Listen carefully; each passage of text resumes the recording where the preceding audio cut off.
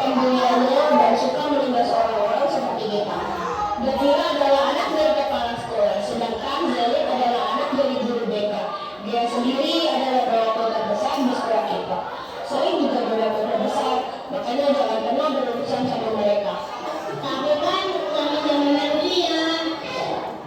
Udahlah, ayo balik ke kelas saja. David dan Zaki pun balik ke kelas.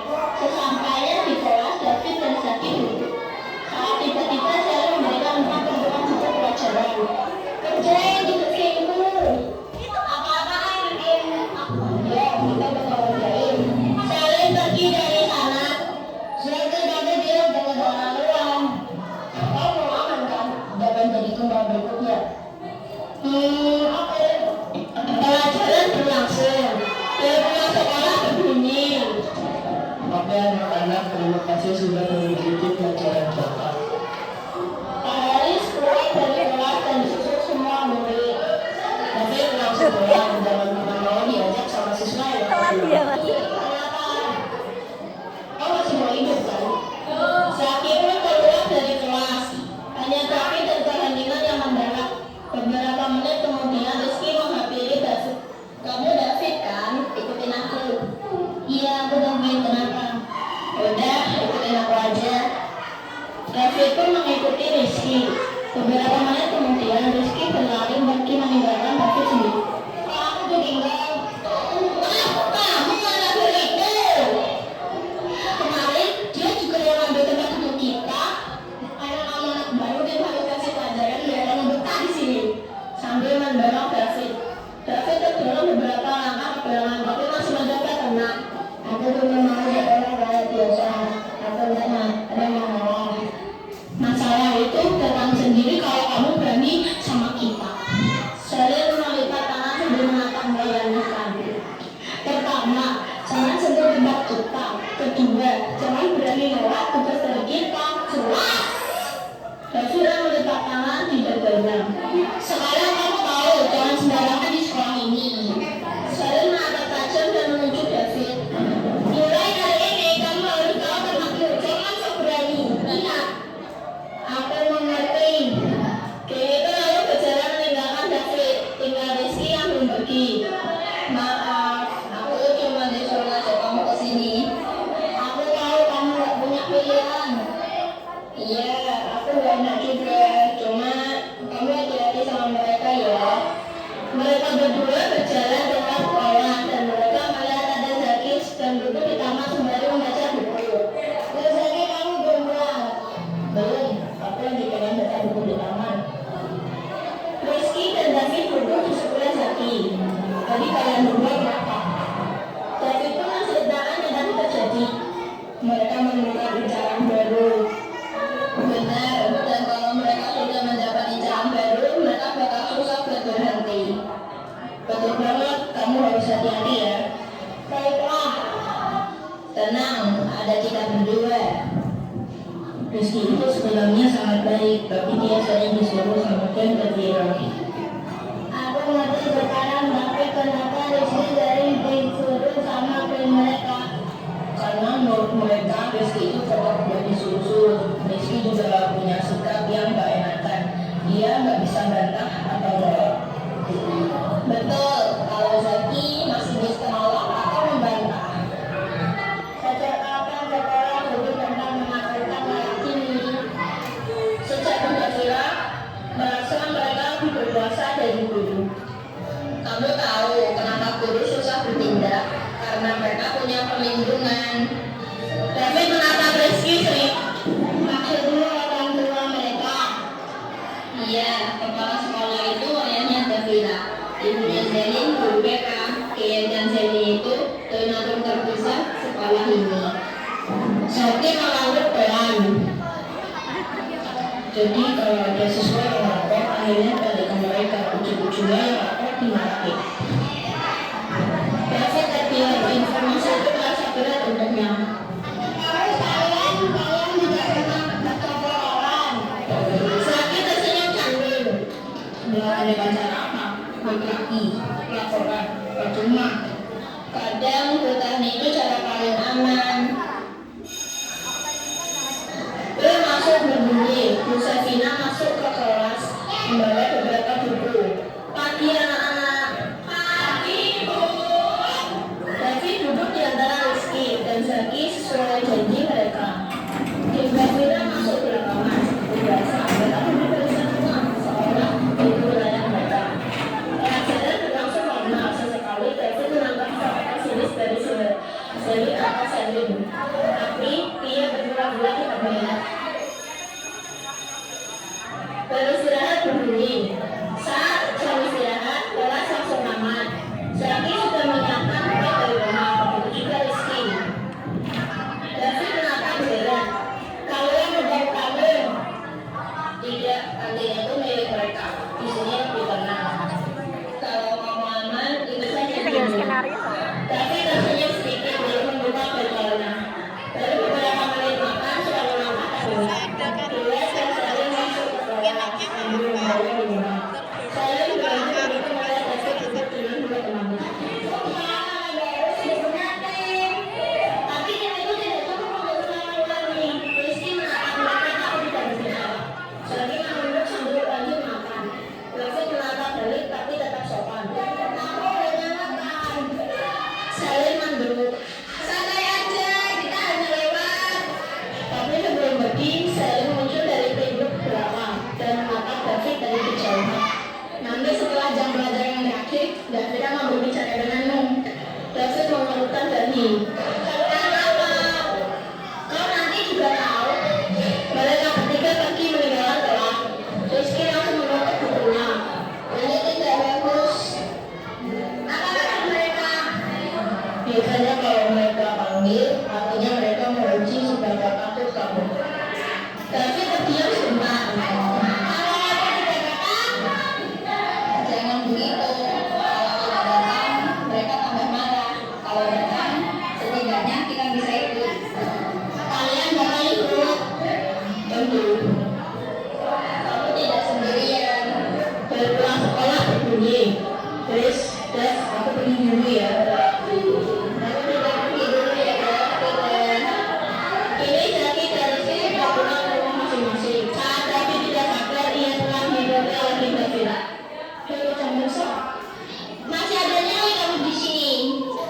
Dia bakal yang ke katakan. Anda menanggapnya cuma dulu. Belum semua orang di sini. Pagi hari yang cerah, David sudah di depan pintu masuk sekolah menunggu kedua temannya.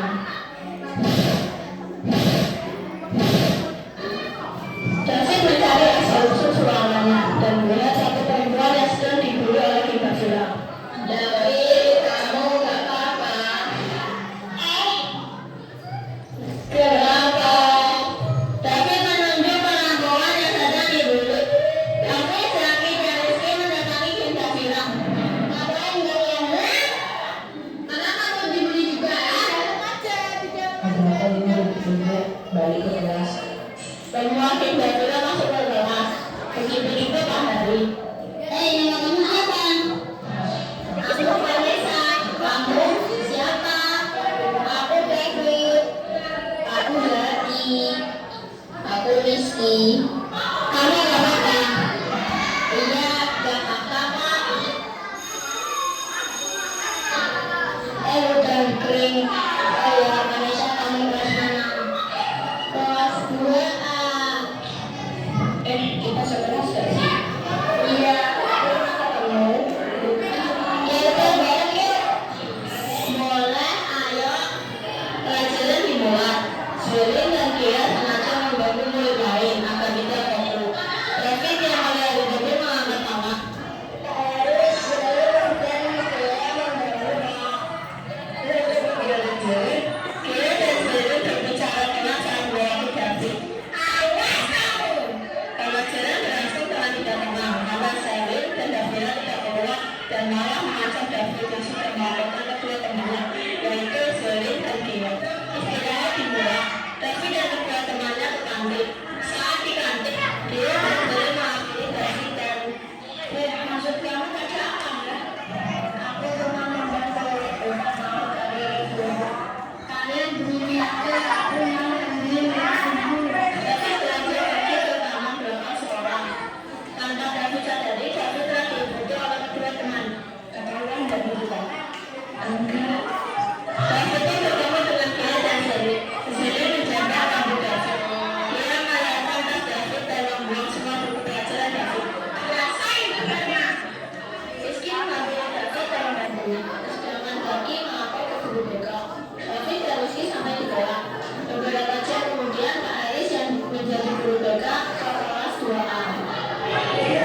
lagi sing kerja sama sing antara demu tinggalan cerita. Ibu saya dari Bola dan Sawin. Saat ruang dekat, Saya hanya ingin berkata jika kalian berkirakan dari sekarang ini. gak mungkin, Bapak gak tahu kita siapa, kan? Tahu tuh, udah berapa itu keluar dari sini, Pak? Nama kalian sudah banyak di buku data ini, dan keluarga kalian juga sudah setuju untuk kalian dikeluarkan. Gak mungkin, Bapak. Saya itu masih kepala sekolah. Pak Haris memberikan surat kepada mereka berempat. Mereka mengambil surat tersebut dengan lupa ucap dan membacanya. Mereka berempat pun keluar dari sekolah Angel High School. 2 tahun kemudian, setelah kepergian Jonas, Angel High School terkena jalur ketimpangan menurut muridnya dan kedamaian mereka. Ingat ini, jadilah manusia yang berkualitas, tidak berlindas untuk menjadi orang.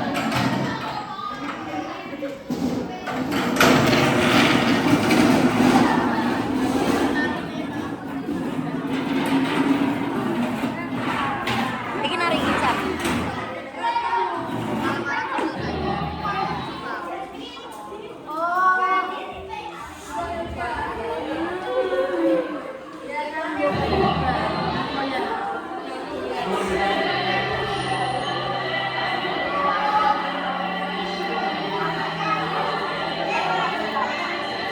Jangan membelakangi sini, Kak. Hadapnya sini sama sini, Pak.